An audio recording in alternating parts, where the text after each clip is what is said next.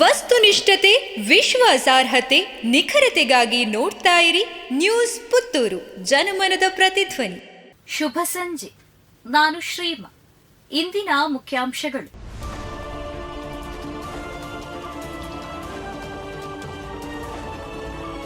ಪ್ರವೀಣ್ ನೆತ್ತಾರು ಹತ್ಯೆ ಪ್ರಕರಣ ಆರೋಪಿ ಮೊಹಮ್ಮದ್ ಜಾಬೀರು ಜಾಮೀನು ಅರ್ಜಿ ತಿರಸ್ಕೃತ.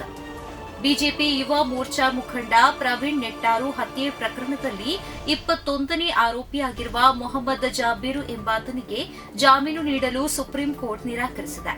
ದಕ್ಷಿಣ ಕನ್ನಡ ಜಿಲ್ಲೆಯ ಪುತ್ತೂರು ತಾಲೂಕಿನ ಒಳಮುಗ್ರು ಗ್ರಾಮದ ಜಾಬೀರ್ ತನ್ನ ಕಸ್ಟಡಿ ವಿಸ್ತರಿಸಿ ಡಿಫಾಲ್ ಜಾಮೀನು ತಿರಸ್ಕರಿಸಿ ವಿಶೇಷ ಎನ್ಐಎ ನ್ಯಾಯಾಲಯ 2023 ಫೆಬ್ರವರಿ 9ರಂದು ಮಾಡಿದ್ದ ಆದೇಶ ಪ್ರಶ್ನಿಸಿ ಹೈಕೋರ್ಟ್ಗೆ ಅರ್ಜಿ ಸಲ್ಲಿಸಿದ್ದರು.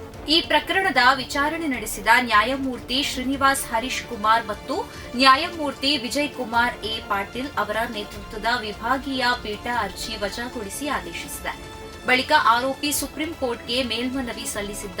ಇದೀಗ ಅಲ್ಲಿಯೂ ಆರೋಪಿಯ ಜಾಮೀನು ಅರ್ಜಿ ತಿರಸ್ಕೃತಗೊಂಡಿದೆ. ರೈಲಿನಡಿಗೆ ಸಿಲುಕಿ ವ್ಯಕ್ತಿ ಮೃತ್ಯು. ರೈಲಿನಡಿಗೆ ಬಿದ್ದು ವ್ಯಕ್ತಿಯೋರ್ವರು ಮೃತಪಟ್ಟ ಘಟನೆ ಪುತ್ತೂರಿನ ಕಬಕದಲ್ಲಿ ನಡೆದಿದೆ. ಮೃತರನ್ನ ಕಲ್ಲಾಚೆ ಕೆದಿಲ ಗ್ರಾಮದ ಭರತ್ ಪೂಜಾರಿ ಎನ್ನಲಾಗಿದೆ.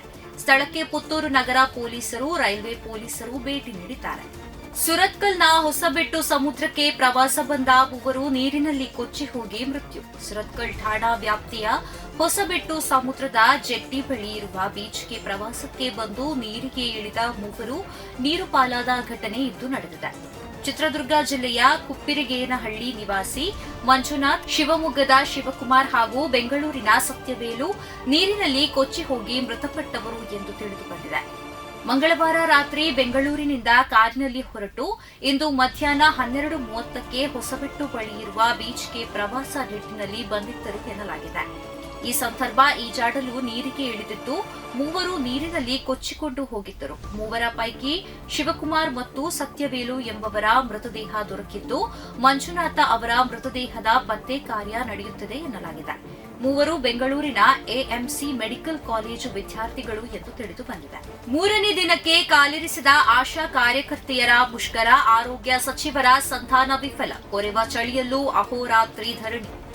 ಗೌರವ ಧನ ಏರಿಕೆ ಆಗ್ರಹಿಸಿ ಆಶಾ ಕಾರ್ಯಕರ್ತೆಯರು ಬೆಂಗಳೂರಿನಲ್ಲಿ ನಡೆಸುತ್ತಿರುವ ಮುಷ್ಕರ 3ನೇ ದಿನಕ್ಕೆ ಕಾಲಿರಿಸಿದ್ದು, ನಗರದ ಕೊರೆವ ಚಳಿಯನ್ನ ಲೆಕ್ಕಿಸದೆ ಆಶಾ ಕಾರ್ಯಕರ್ತೆಯರು ಮಕ್ಕಳೊಂದಿಗೆ ಧರಣಿ ಕುಳಿತಿದ್ದಾರೆ.